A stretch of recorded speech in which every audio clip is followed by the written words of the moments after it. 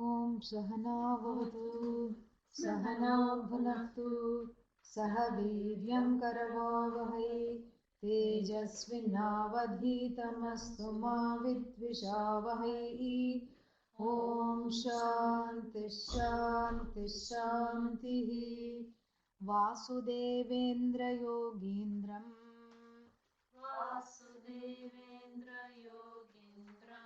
Natva Jnanapradam Gurum Natva Jnanapradam Gurum Mumukshunam Hitarthaya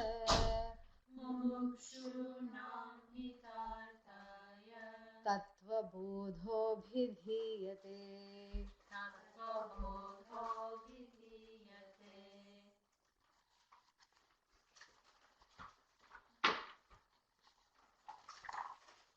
Samadhanam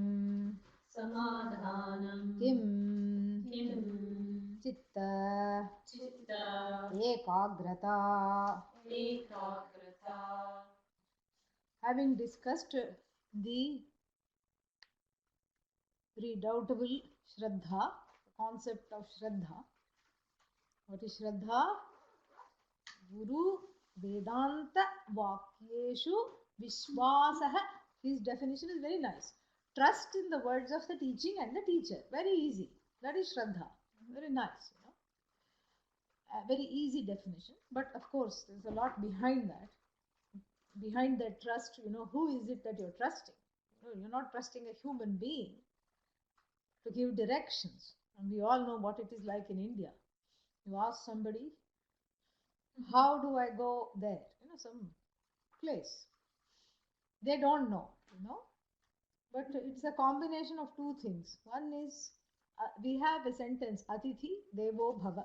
Atithi Devo Bhava means, may you be the one to whom a guest or somebody in need who's asking something be an incarnation of God. And this is there in many cultures, you know, like opening the door for the stranger and everything. In every culture, there is this whole way in which one, you know, deals with a guest. And so, may you be the one for whom the guest is God, number one. And number two, if you can't say something good, you know,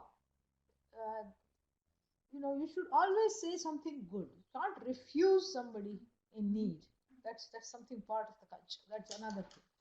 One thing is the whole thing about the guest, and the other one is what? You don't really refuse somebody when they ask something. And so you say, how do I get to the train station or something? They don't know, you know. In fact, they arrived to that place where you met them, 3 minutes after you did, okay? So they have no idea where to get anywhere. So they'll say, keep going straight. Keep on going straight, straight, straight. And then what? Then go straight some more. And then, there will be one panwala. Panwala means just this, little beedi and cigarette shop at the corner. And, selling betel leaves and other such cigarettes and other such addictive substances, It's always thronged by men. We can see this, And then, so okay, what do I do when I reach the pawn shop? You ask the pawn man. Then from there it's very close. And then you walk all the way in the hot sun and the humidity. For 2 hours you walk and you see that shop and you're delighted because you think it's very close. And then the pawnwala informs you that you are 2 hours out of way, 4 hours out of way because it's in the other direction. So Shraddha is not that. It is not that anything, it's because here the destination is away from you. Correct? Yeah. Whereas in the teaching, that you are the destination. It's not away from you. So there is nothing, the only way you can be misled is if you think that the destination is away, and if the so-called teacher is also confirming that the destination is away, then you have to be worried. Yeah. But here the destination is not away from you, and it is unfolding a means of knowledge with the help of which one is able to recognize the truth of oneself, and therefore I need to help myself with Shraddha. It is for me alone. It's not for anybody else. It's not for the benefit of the teacher. It's for my own benefit. So then the last one from the six pack is what? Samadhanam. And here he defines, and of course the chatty student asks, Samadhanam kim? Very demanding student. So many questions. In Bhagavad Gita, you have 3-4 chapters before Arjuna asks a question, right? Yeah, and here this fellow is just doesn't wait for the guru to finish teaching. Maybe he has a lot of mumukshutva, which is going to come next. We'll see. So, Samadhanam kim, he says. She says, whoever. And the person says, the student says, Samadhanam kim. Samadhanam means what? And he says, Chitta ekagrata. Chitta here doesn't mean Sat Chit Ananda. Chitta here is the mind. And Chitta means the attention span. Ekagrata. Ekagrata means a single pointed attention span. So much so that you don't see or hear anything else while in class. You treat the class like a meditation. Yeah. Short of a natural disaster, nothing should distract the person. That is the whole idea. Because I'll tell you the reason why. Because the thing is that the unfolding of the knowledge is a very subtle affair. It's not, every word is very carefully chosen. And each word is sort of building upon what went before. And then it's a harbinger of what is going to come next. And because of that, one has to develop the ability to focus and listen. Because in listening, you let go. Really. A lot of things let go. In listening, one lets go. And then in this letting go, that is when one is the ego or the ahankara is available to be acted upon, so to speak, and to be transformed into its original, whatever it was, its understanding of the vision that it was, is, and will be always Sat Chit Ananda, and it doesn't know that. So that ignorance removal happens during the time of really careful listening. And that careful listening doesn't come easily, especially in modern times, because we are used to, multitasking. We are used to doing 5 things at once. Otherwise we're not happy. If we're only doing 4 things, we're not happy. We have to have, 5 things minimum we have to be doing. And then plus, whenever there is any kind of a, disturbance from outside, from within, we just quickly, the mind gravitates to that source of the disturbance, whether it's a feeling inside or some noise outside, some children playing outside. Immediately one starts thinking. The mind goes, who are they, and what are they doing? Wonder who they are, wonder what they look like, and wonder where they are going. And then what does one do? That happens. That's normal. That's what the mind does. But one has to not go along with the mind. One has to bring the thing back. Bring the whole, what's the word for it? Bring the attention back to the present. Bring the attention back to the present. And this is our job, is to constantly bring back the attention to oneself. And this is called Chitta Ekagrata. And the more one does this, bringing the attention back to oneself, something very interesting is happening. What is happening is that even without trying, I'm learning how to meditate. Yeah, for free. Yeah, without expending a single brain cell, I'm learning how to meditate. Yeah, without even sitting. If people say, I don't know how to sit for meditation, it's okay. Don't sit. Sit in class and listen fully and completely without distraction. That itself is a meditation. That's what one does in meditation. You bring the mind back to what? The present. And you bring the mind back to the mantra. What is the mantra? The mantra is Tattvamasi. Aham Brahmasmi. That is the Maha Mantra. That is what you bring the mind back again. Each time the mind strays, Arjuna is told in the Bhagavad Gita, Yato Yato Nischarati, Tatas Tata Shamayetat Atmani Eva Vasham Nayet. Each time the mind gets distracted, bring it back. Bring it back repeatedly so that one doesn't miss what one is hearing, you know. Because otherwise, what happens is that one misses a lot of things. That's why, you know, the Tattvabodha has to be studied. When? Again and again. That's why Upanishad has to be studied. When? Again and again. You know, because the first time, you know, nobody remembers anything. Yeah, nobody remembers anything. Why? Because that was Zen, this is Tao. So this is this is another chance to really listen, you know, deeply. And in fact, you know, one forgets so quickly, not forgets because one that it has not touched the heart. That's really what it is. So one allows there to as to garner as much attention, free attention is available to really learn to focus in on the teaching so that you really don't see anything other than the teaching. And this is called chitta ekagrata. This is uh, you know, has two contexts. One is within the classroom, and then second thing is within life itself. There is a chitta ekagrata. In the sense that, you know, if you're headed to the airport,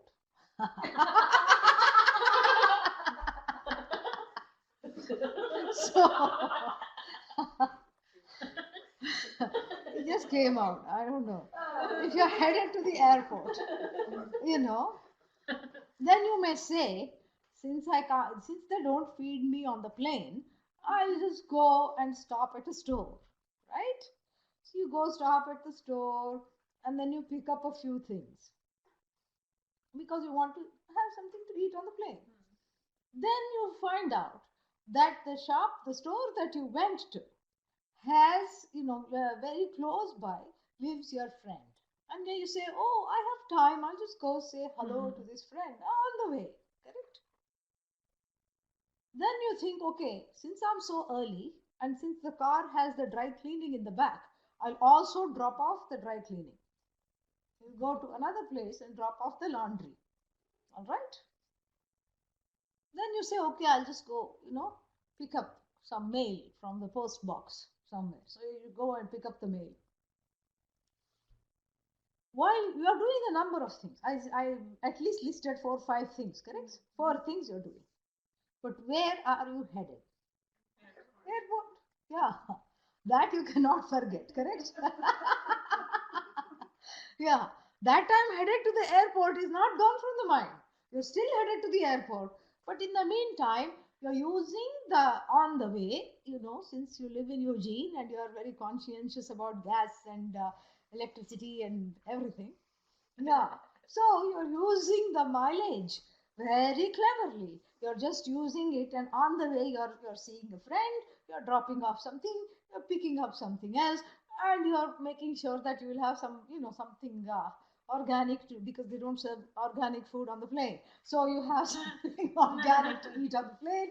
So everything is all covered while the whole time you are headed where? Airport. To the airport. This is chitta ekagrata because you don't forget I have a flight to catch, correct? Yeah.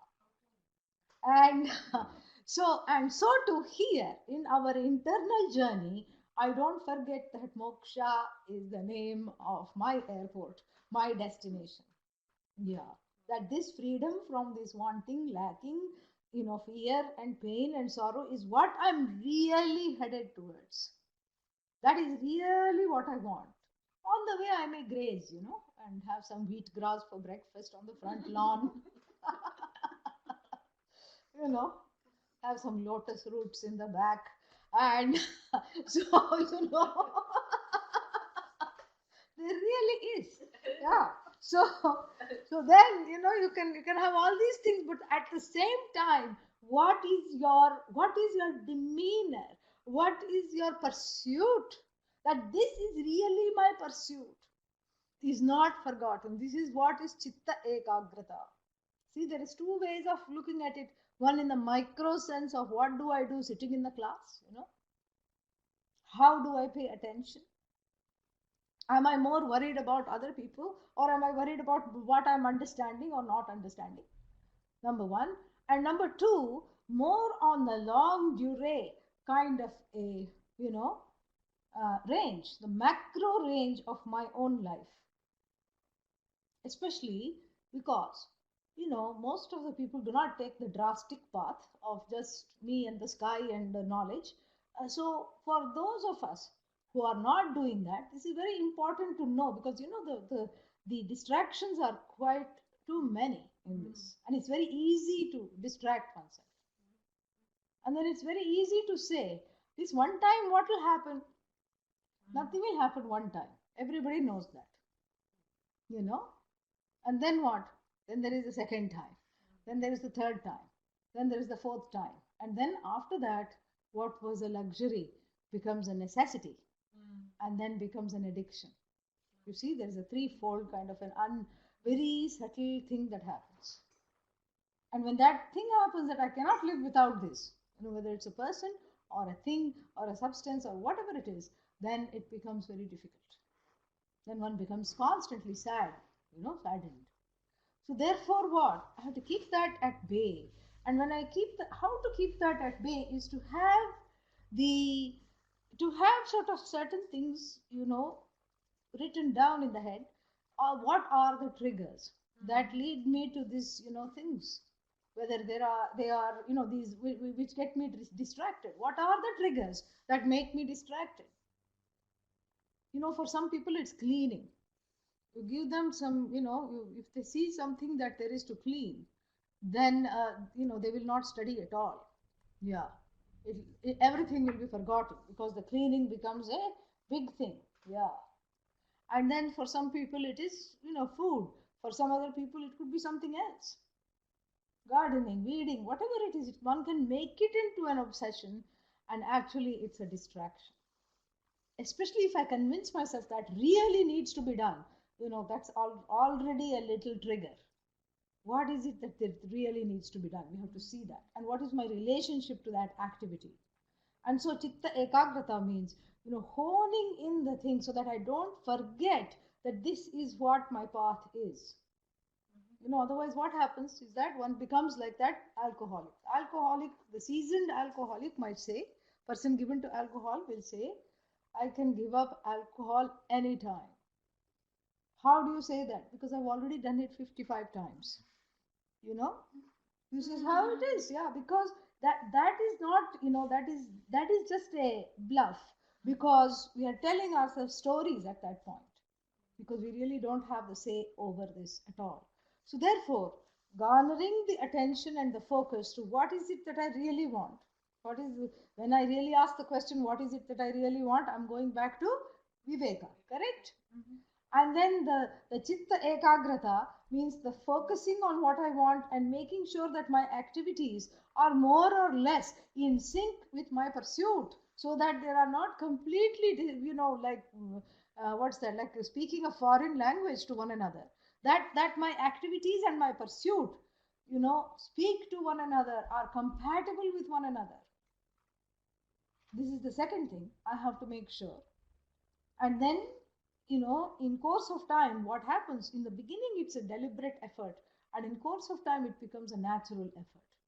So the things that won't distract, it becomes a natural effort. But for a little while one has to pay attention, and to make sure what I really want, viveka, so what are the things that really I should not pursue, because this is of no use, a dead end, vairagya. See, even here viveka vairagya has come in. That is why we say that any one of these you pick up, because if you say all these qualifications too much, I'm going crazy, I don't want to do this. You pick up any one, and then what? You develop it to the fullest measure, and then all the others come running. Yeah, because they're all tied to one another. You just pick any whichever you think is easier.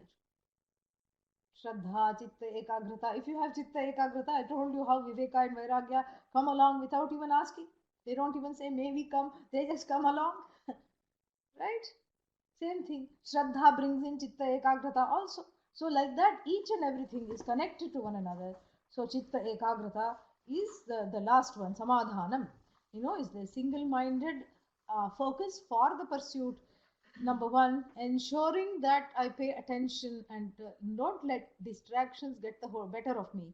Number two, both within and within the teaching setting, and also within my own life as well. And then this is chitta ekagrata, also called samadhanam. Then here this concludes the six pack, correct? What is the six pack? Shama, dama, uparama, titiksha, shraddha, samadhanam. Okay? Yeah. Okay. Now what does the student do? Asks another question. Mumukshutvam kim? Moksho me bhuyat iti ichha. Yeah. So, what is mumukshutvam? Moksha means freedom. Mumuksha, desire for freedom. Mumukshutvam, another way of, configuring the noun with a different suffix. Same thing, desire for freedom. Mumukshutvam. So the student asked, what is this desire for freedom? And the teacher says, what? Mokshaha me bhuyat. May there be freedom for me. Iti. Thus, ichha, the desire in the heart. May I be free of what? Of everything that I do not want. Of samsara, basically. Samsara means the whole host of situations and things that I cannot handle and do not want. This is the definition of samsara. Nobody wants grief. Nobody wants, sadness, sorrow, and all those afflictions. Nobody wants anger. Nobody wants fear. Nobody wants a sense of limitation. Nobody wants a sense of lack. Nobody wants self-criticism. Nobody wants self-judgment. All this is the sum total of sorry experiences which make one a samsari, really. So this is the samsari, the one who is, sick of life, basically, because one is really treading the water all the time, wanting to gain the finite, the infinite within the finite. In the world of finite relationships, in the world of finite objects, in the world of finite things. This is the person. This is what is samsara. Doing things, doing the wrong things in the wrong places. Searching for the wrong things. Or searching rather for the thing that I want, the right things in the wrong places. So when I search for the right thing in the wrong places, right thing is what? I want to be free of this seeking, really. So instead of looking at the question, what is it that is making me a seeker, and seeking to resolve that need to seek, what do? I keep seeking and I keep distracting myself so that original seeking is somehow just thwarted for a little while, assuaged, and then it comes back in full force again. Why? Because anything that I pursue does not have the power to satiate me, because all that is what? Anatma, not I. And what am I really seeking? The nature of I, Atma. So therefore, what happens is that I constantly fall prey to, strong and long bouts of disappointment. Constantly I'm disappointed. Nothing, makes me happy. Why? Because I'm looking for the happiness somewhere else other than where it is centered. It is centered on the I. So even if I am adamant in saying such and such a person only can make me happy, really speaking, a lot of times that person doesn't make me happy.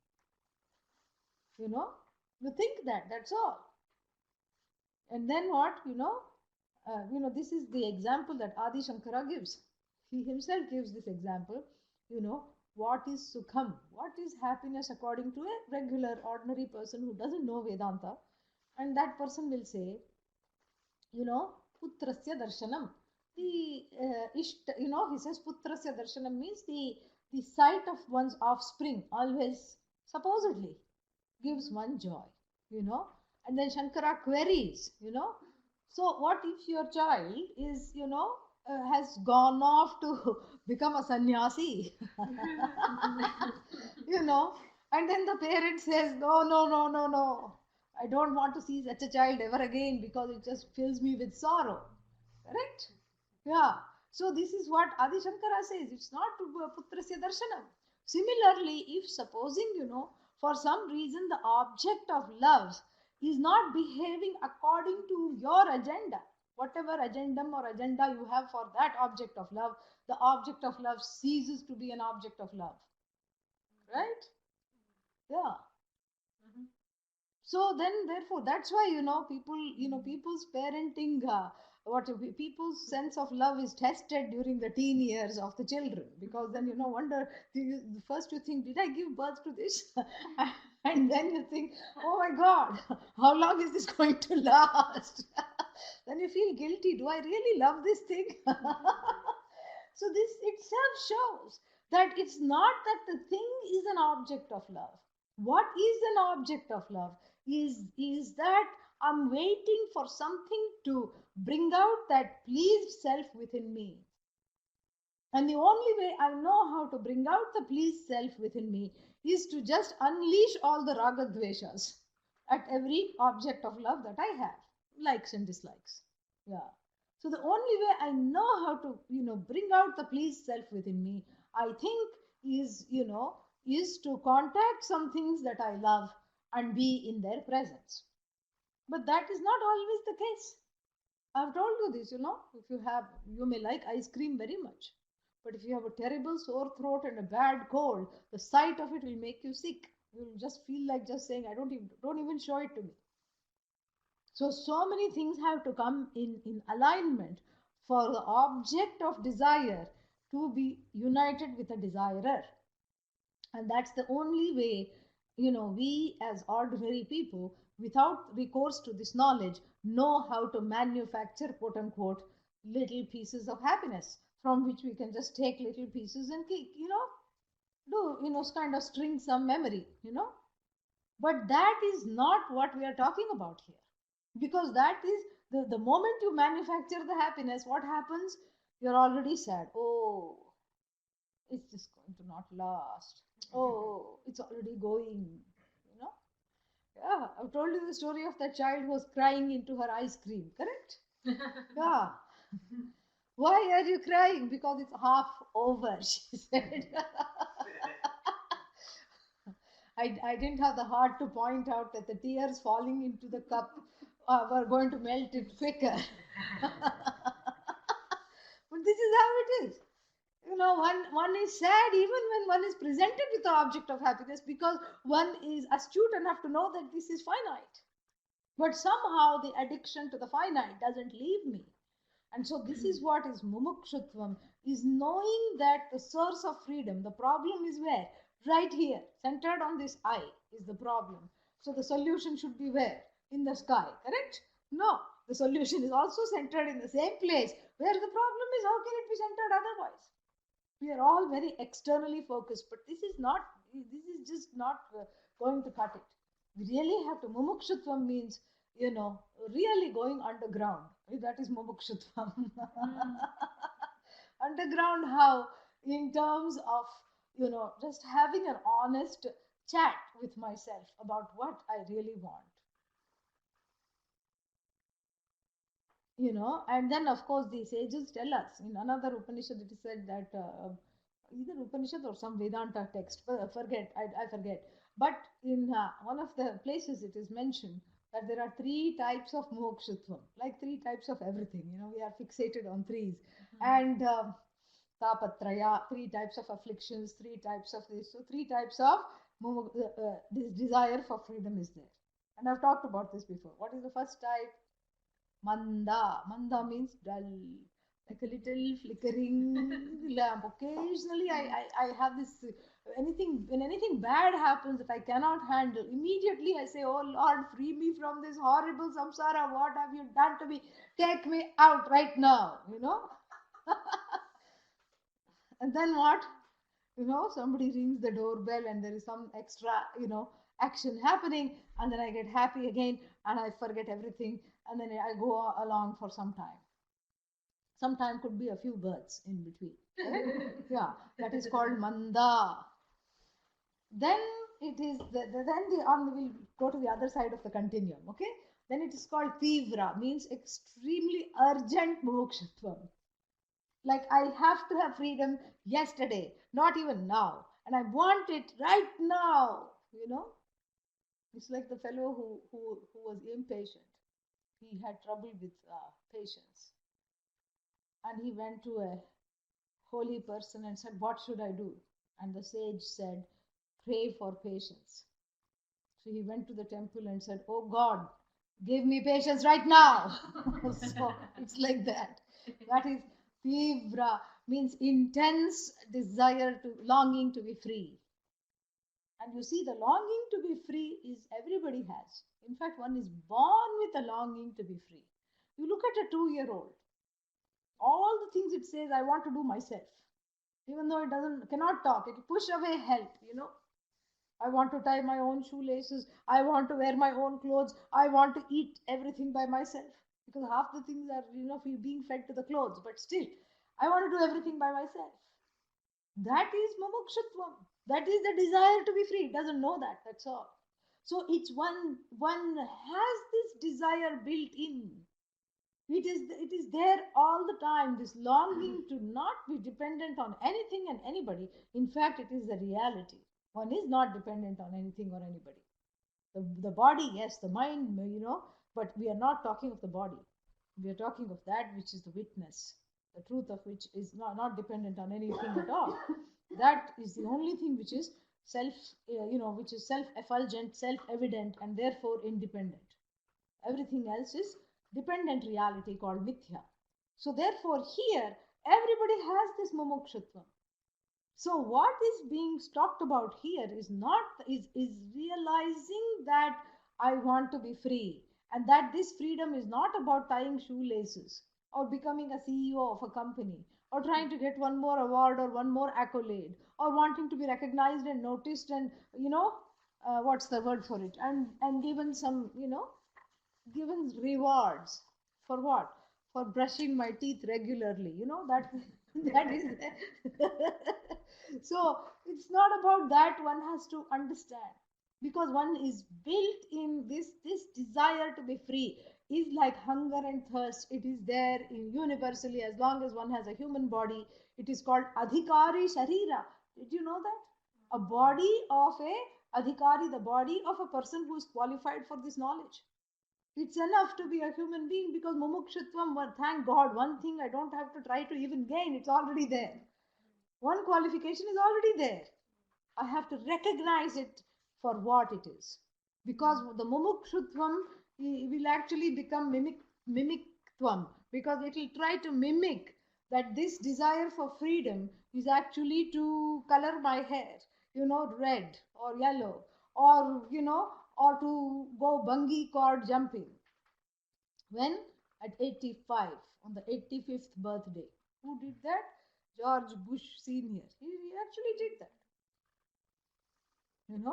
And so this is what it is. So it is not about having one more experience. It's for me to recognize, it's for me to see in and through all my frustration, and for and all these longings, this host of longings that I'm trying to fulfill, and these frustrations about all the limits that I seem to be having all the time, starting with this body, is really a problem.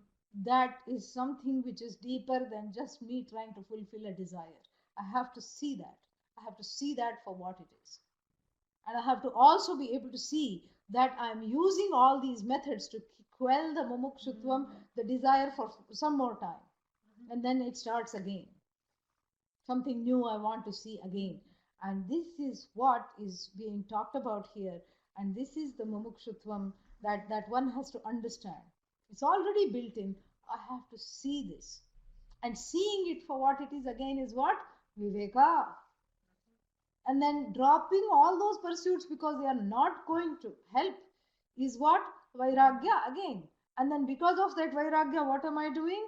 The mumukshutvam transforms itself from the desire to be free to the desire for knowledge, because the two are connected. What is the two? Knowledge and freedom. Yeah. Because you are already free. If this freedom was something to be manufactured, then action will be of use. You can act, you can do something. It's like if you want to do prison, break out of a prison, what do you need? You need a shovel, minimum, you have to dig. Then some barbed wire cutters will also help. Correct. So you need few tools, and then you need a band of people that you can form and give them delegate various tasks, and you dig through. Correct. Why? What separates you from the freedom that you desire is a wall and barbed wire. Correct. So you need to you know get out of there. That is what is called prison break. Now this prison is what is like the cows that were tied up. Ah, you heard that story, correct? Of the cows being tied up. Yeah. How were they tied up? As though tied up. Why? Because the ropes were lost and there was no other way to tether them. So they were just brought to their post, and then just a little, loop was as though made with air. They were tied with air ropes. Yeah. And then what? The next day morning, not one of them is going to graze, to the pasture, to the water. Why? Because they think they are tied up. So the person who tied them has to go and undo that slip knot. And then they rush to the water. So because the prison is as though the bars of the cage, each bar is what? Ignorance. Yeah. That's why someone said, stone walls do not a prison make, nor do the iron bars of a cage. One poet said that. Very astute. And another thing I'll tell you, what happened was that in the 70s, they were having in Delhi, they were having some kind of, they were having what is that, a protest against cow slaughter in India. And and in Haridwar and Rishikesh, which is about 5-6 hours from Delhi, then there were all these sadhus who went on the bus. And in those areas, what is really fun is that if you are in orange clothes, the ticket collector won't even come near you. You're free. You can go on the train free. You can ride the bus free. I don't know how it is now, but earlier it used to be like that. They never even bothered you about the ticket. They would say anytime, no problem. And if you stood in the line to buy the ticket, either somebody behind you or front of you would purchase it for you, or they would just say, okay, just go. Yeah. Or he would just hand you the ticket. It doesn't matter where it was. That's how it was. So they filled all the buses and trains, these sadhus, and they went to Delhi. And in front of the parliament, they held signs, stop cow slaughter and everything. And they were all rounded up and thrown into jail. And then to everyone's surprise, the news spread like wildfire. Oh, there's so many hundreds of sadhus have been imprisoned. And then a strange thing happened, because the news went to Haridwar also, And then I think they would keep them in jail for 1 or 2 days, and then just, because this is India, so many billion people. Where are you going to put them, And here people are saying the jails are crowded. Think about India. And somebody who is wearing orange clothes is hardly a threat to society. So, after 1 or 2 days of cooling their heels, they would be released. But a strange thing started to happen. They came in drones. Why? Because they said, this is the best life. You get free bhiksha. You don't even have to stand in line or go someplace. You get bhiksha. Bring your Bhagavad Gita. Nobody disturbs you. Nobody says, I want to talk to you and you please come teach a class. Nobody says this. Come and entertain me. Come and sit and come and solve all my problems. Nobody says this. And nobody says, come here, come there, visit this temple, come here, come. Nothing. You're just left by yourself. Oh, brothers, come, let's go. And they just, everybody went. You see what I'm saying? Because for the one who is free inside, the jail is actually desired. So, mumukshatvam is knowing that the prison that I feel that I am in is just that. Yeah. It's an invisible cage, made up of the walls of ignorance and the bars of binding desires and the grills of action and results of action.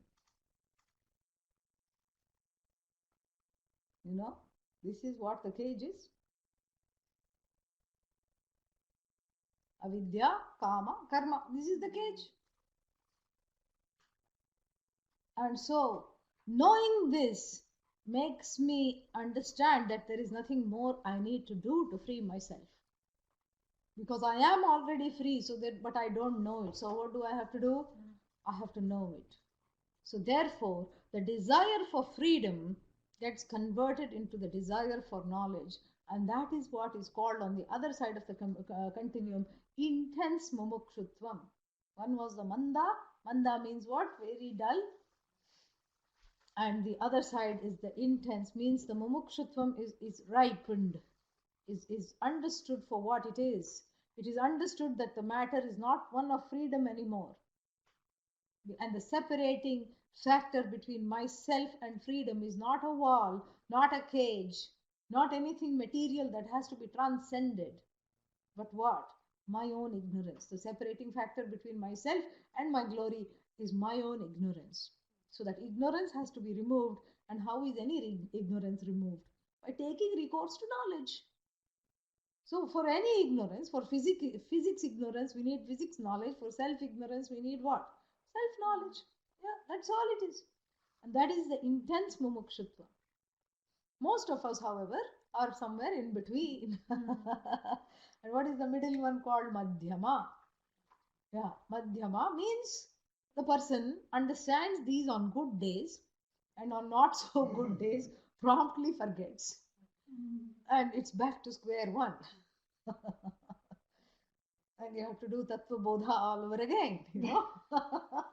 Shamadava, Titiksha, Shraddha, Samadhanam, Mumukshutvam Kim. You have to say that. Yeah. So this is how it is. This is how life is. And so Madhyama means it is there, it is strong, but what happens is that it is not well ascertained. And so what happens is that one frequently forgets. Yeah.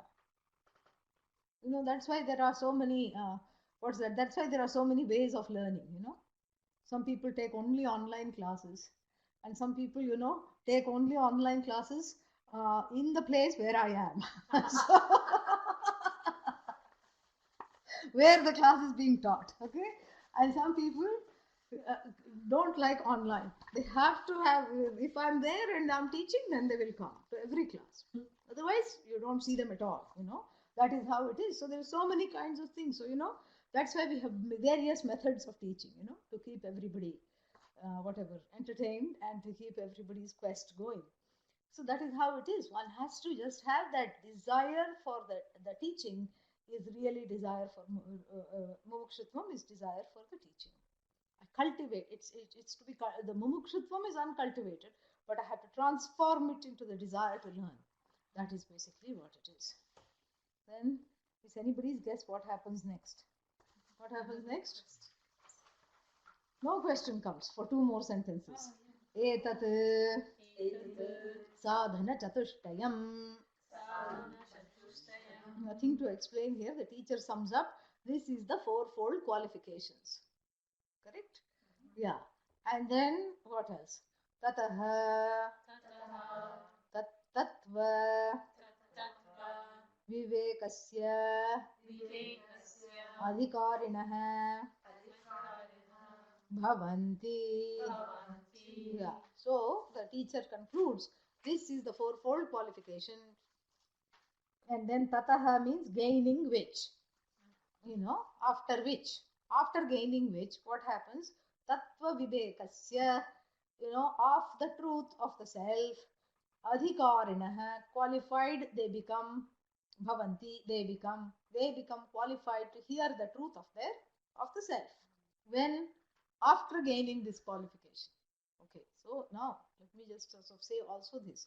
If we all waited to gain all these qualifications in full measure, you know, Yeah, what would happen? Nobody would be online or offline. Yeah, everybody would be offline. Yeah. Thankfully, the gaining of the qualifications happens as the desire for the knowledge progresses. You see? And the desire for the knowledge cannot progress until one is exposed to the teaching a little bit. You see, it's all a catch. What is it, 21? No, 22. Yeah, 22. Yeah. So it is all a catch 22. You have a little bit of this, then you have that. And unless you have this, you can't have that. Unless one has a desire for the knowledge, the qualifications cannot come. And unless the qualifications come, the desire for the knowledge cannot proceed. Unless one has attended a few classes, one does not have a value for that knowledge. And unless one already has a certain value, one is not attracted to attend the classes at all. You see, how are we going to get out of these 22 catches? And the way to do it is to really, that's why we say the three things are really Bhagavan's realm. What are they? Manushyatvam, Mumukshutvam, Mahapurusha Samshrayaha. Where was it said? Tattvabodha, right? Tattvabodha, right? Where? Viveka Chudamani. Yeah. I was prepared to be patient until everybody, listed everything we have studied. But thankfully, that was not necessary. Viveka Chudamani, the opening verse, Durlabham Trayam Etat. These three things are very difficult to gain. Manushyatvam, Mumukshutvam, Mahapurusha Samshrayah. And why are they difficult to gain? Because Devanugraha Hetukam. Because they are only dependent upon the grace of Bhagavan. By the grace of Bhagavan, we get these three things. What are those three things? Manushyatvam, a human body, so that I can pursue this knowledge. Mumukshutvam, discerning this desire to learn. And then finally what? Mahapurusha Samshraya, the gain of a teacher. Very difficult to gain. So therefore, I must not waste it. Having gained this, that is basically what it is. So now, gaining the qualifications, the teacher says, the teacher doesn't go into all these 22 catches. The teacher just says, gaining these qualifications, one becomes a qualified person to gain this knowledge. Then what? Tattvabodha. Kaha. So the student again catches hold of what the teacher said and repeats it back with what? What is Tattvaviveka? What is this truth of the self? What is this self-knowledge that you're talking about? Again, not much to explain in the question. And he says, okay, what is self-knowledge? He says in very briefly in one sentence. Atma Satyah. Atma Satyah. Tadanyat Sarvam. Mithya iti. Yeah. So he says, in one sentence, if you want to, if somebody asks, what is this that you are studying every day? What is this 1 month course about? What is this truth of what is this thing? So what it is this, and he explains this very, very clearly. The Atma is the only thing that is existent. Satyam. Everything else that exists depends upon the Atma for its existence. That's all it is. And then this comes from what? Mithya. Mithya means it's a dependent existence. Everything, like pot depends on clay, correct? And then even if you resolve the clay further into molecules, particles, and all kinds of things, quarks, etc., then finally we take a quantum leap into quantum physics. The experiment is affected by the observer. That's what they say. That when you want to lose, when that thing looks like a particle to you, it obliges and behaves like a particle. And then you say, are you a wave? It waves, so it becomes a wave. And so what does that mean? If the experiment is affected by the observer, if what is observed is being affected by the observer, there's only one explanation, that the observed is non-separate than the observer. Yeah. So this is what we are saying, the truth of the observer, and the observed is a projection on the Atma, an as-though projection. And the observer is also an as-though projection on the Atma. Even though we keep saying go back to the witness, that's still for the time being. That witness is just at least one way to kind of, step back from the feelings and everything and say, okay, I am witnessing the anger, I'm witnessing the sorrow, I'm witnessing the afflictions and the frustration and the pain and everything. I am the witness. But then when are you a witness? Only when there is something to witness, correct? In sleep, what is there to witness? Nothing. But you are still there, you see. So the witness also resolves, the observer also resolves when there is nothing to observe. But as long as when there is in the waking time, when there is, or in the dream time, when there is something to observe, in the dream time, of course, you cannot be the witness because you are very much there, unless it's a lucid dream. But, we ask you to be the witness, and that's just what's the word for it? A step into, and gaining this knowledge. Because first we mingle with everything, we identify with everything that is observed, including this body, right? So if the body is paining, I say I am in pain. So this way, we first ask you to step back, and pull back into the status of the observer, which is Satyam. But then the observer also resolves. Why? When there is nothing to observe, what is there? And so somebody wrote this, one person wrote this. How does this go? Brahma Satyam Jagan Mithya. So Brahma Satyam, Brahman is Sat, is the only thing that exists. The Jagat is a dependent upon Brahman, just like pot is dependent upon clay. Ardha shlokena prabhakshyami yaduktam grantha kotibhihi. Very nice. He says, I'm going to tell you in half a shloka, means in 16 syllables, I am going to tell you what has been talked about in thousands of works, millions of works of Vedanta, what has been the truth that people have, difficulty, expressing. I am going to tell you in one sentence, in 16 syllables. What is that? Brahma Satyam Jagat Mithya. Brahman is the only source of existence. All else, this whole universe is a projection of Brahman. And as though projection, we have to say. Because if the projection were real, then we are in trouble. Yeah, then samsara is also becomes real. And so he explains this in one sentence. Moving further, what does the student do? Atma kaha. What is the Atma?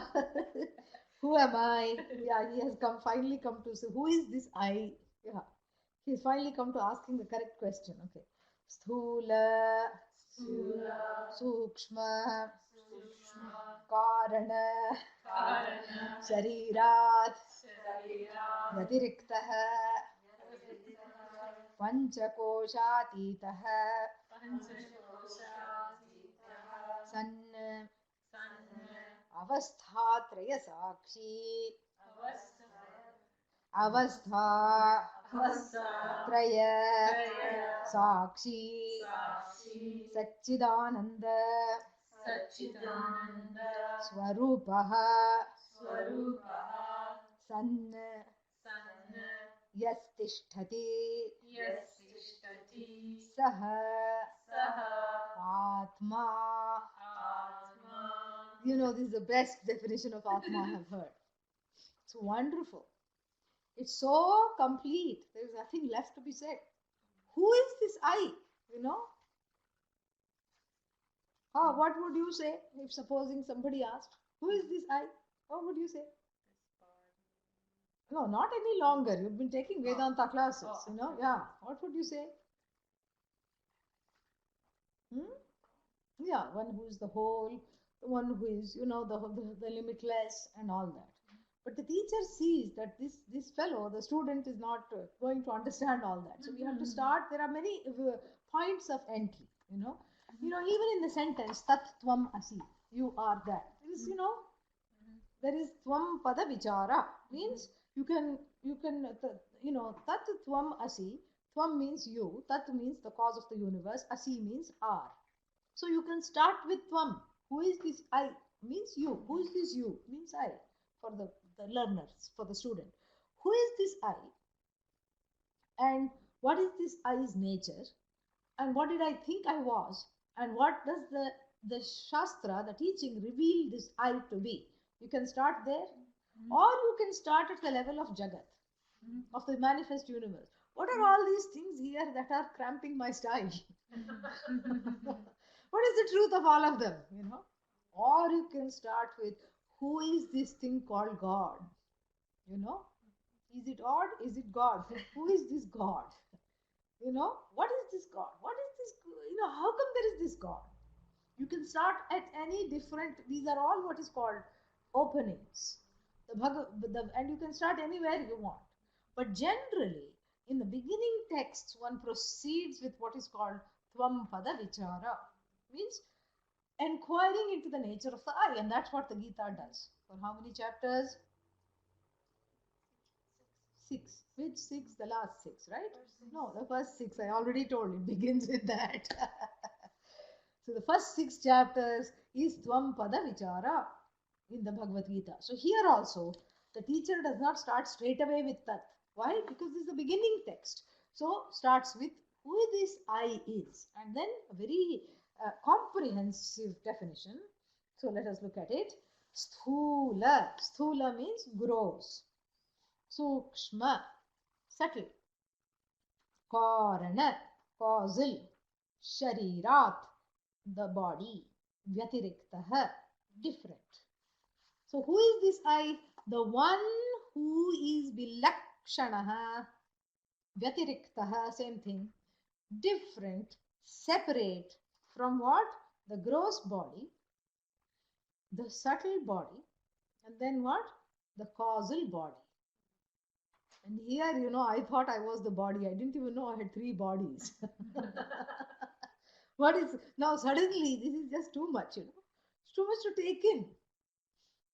I thought I was as good as this body. Now I am informed in one stroke. Not only am I not this body, but I am not the other two bodies either, which I didn't even know I was. So the identification was so thick. So that is the first. Let us just look at the translation. Sthula, Sukshma, Karana Sharirat, fifth case, from different from what? The gross body, the subtle body, and the causal bodies. Is this I, this Atma. And then what? As though that was not enough. Panchakosha Atitaha, that which transcends the five koshas. What is kosha? It's a certain kind of salt and certain way of cooking, right? Huh? What is kosha? Locus of error. So the five loci of error. The five places where I commit the mistake into thinking I am as good as this. The first is what? The body, then the not the body, the modification of food which appears in the form of the body, and then what? The prana, the breathing, I take to be myself. More about that tomorrow in the Taittiriya class. And then what else? The mind, the sense of doership. I am as good as what I do. And then the sense of what? Experiencership. I am as good as what is done to me or what I experience. So these are the five loci of error where, and those are, see now in this sentence, all the errors are pointed out. Panchakoshatitaha, that which is beyond the five places where the common mistakes are made. Okay. Sanna means being that. Avastha traya sakshi. Avastha, states. Traya, three. Three states means what? Which are they? Dream, sleep, right? No. These days, that's how it is. So, waking, dream, and yeah, because everybody is getting up 3:30 in the morning. So, waking, dream, and deep sleep. Yeah. So, waking, dream, and deep sleep. These are the three states of experience, correct? Yeah. So, here the student is informed you are not the three states. You are the observer, Sakshi, the witness to the three states which unfold constantly one after the other. You are the witness to the three states. And then what?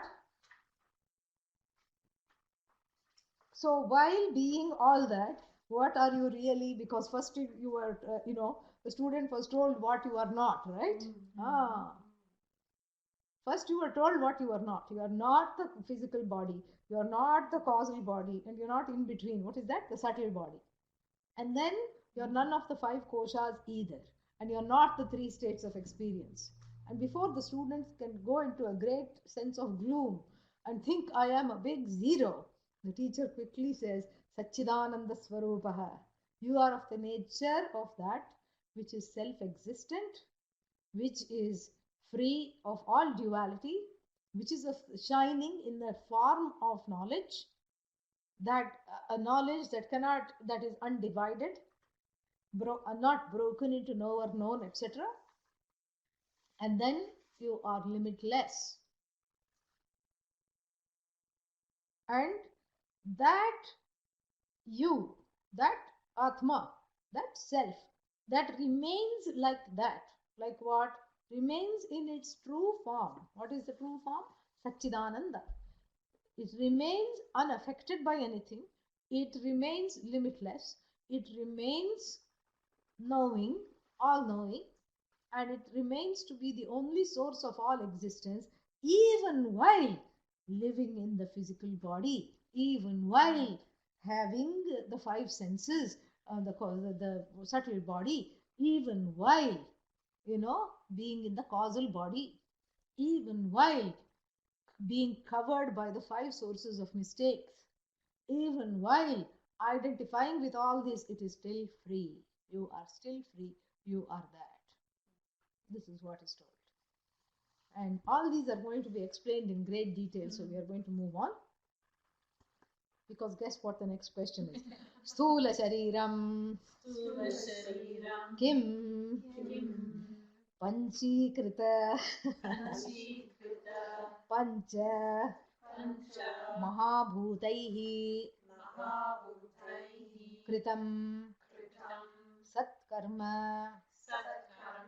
Janyam Sukha Dukkhadi Bhoga Ayatanam Shariram Asti Jayate Vardhate Viparinamate Apakshiyate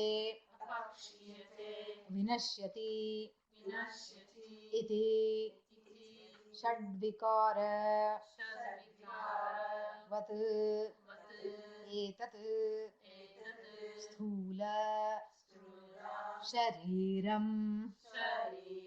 Now the student is feeling sorry. Why did I ask this question? I should have just kept quiet and just nodded the head. Sthula Shariram Kim. What is this gross body? So the first one is, let us take the easy one first, okay? Sat Karma Janyam. That, what is this gross body? Who is asking? The student, correct? And the student is in a human body. We know that much, correct? We don't know if it's a man or a woman, but we know it's in a human body, right? Yeah. So that is what Sat Karma Janyam. Born as a result of good karma. Is this human body? See, we forget this. And it is nice to know that it's born as a result of good karma. What a nice thing to know, rather than feeling that one is a sinner. It's so, comforting. So it's born as a result of good karma. What about bad karma? That we already know. Some bad karma will already be there. Some good and some, results of karma are always mixed. That's why there's a very interesting Indian last name called Mishra. Mishra means mixed. Everybody's last name should be Mishra. Yeah. Everybody is one Mishraji. Why? Because it's mixed. Because if you had completely, this is the belief in the first portion of the Veda, this is stated, is that if you had mostly good karma, then what would you be? A celestial. Like somewhere, and not that they are also living forever, they also, finish their tenure. But you may be born as the king of heaven, What's his name? Indra. Or you may be the other fellow who nobody likes to see, Yama, and or anything in between. One of the whatever these what is it? The entertainers in heaven, nymphs and etc. and other so many things. Like so devatas, various deities who all function, who are all what's the word for it? Function or they have certain form and function, and they really are just what doing the job the of keeping the cosmic flow going, you know, in in accordance to the law of Bhagavan, really. So they are not parallel gods. They are just manifestations of that law. That's all it is. So they are revered because they are manifestations of that law. So those manifestations of that law, it could be a celestial. And if it is mostly, not very good karma, then one is born in a situation where one is not able to express themselves. And the belief is either a tree or a plant which people cut down mercilessly. The tree cannot cry. The tree cannot kick and say, one root comes out and kicks and say, how dare you get that, get that chainsaw away. It cannot say. And like small animals, which are ill-treated all the times. And even sometimes, bears and tigers and lions, they are ill. That's why they're getting, extinct. They're getting ill-treated. And so that is the animal life is where you cannot express your pains and sorrows, and you're not even given a choice where to live. You are just supposed to go home with whoever and whatever, and you're treated however, you're completely at the mercy of whatever happens to you. So, but this in between, Sat Karma Janyam, enough good karma to have the human body, so that is the physical body, is a result of karma. It's not something, it's a result of action. So, if action is finite, the human body is also by nature finite alone. And then what? Sat Karma Janyam. Let us leave that first one. Still, we are going to the next one. Sukha Dukkhadi. Bhoga Ayatanam. Ayatanam, vehicle. Vehicle. Like a car, For what? Sukha Dukkhadi Bhogasya Ayatanam. A vehicle to experience joy and sorrow, etc. And joy and sorrow, etc. means what? So many other things in between, Joy and sorrow are just, two examples that are given. And so when you say joy, sorrow, frustration, delight, enjoyment, all this priya, moda, pramoda, everything is included in this. So all the various shades are included. So this body, which I thought was real, is just a vehicle to experience joys and sorrows. It's an expression, it's a vehicle for experiencing joy and sorrow. And then what does this body do? It is subject to the sixfold, it's that which is subject to the sixfold what? Sixfold modifications, vikara. And what are the sixfold modifications? They are listed. Yeah, jayate, being born. Asti, survives birth. Next one, look here, viparinamate. It is viparinamate, but since it is followed by a vowel, it is viparinamata, it is written, but actually it is viparinamate. Viparinamate means changes. Yeah, changes. It borns, it survives birth. Viparinamate means it blossoms, it undergoes some modifications.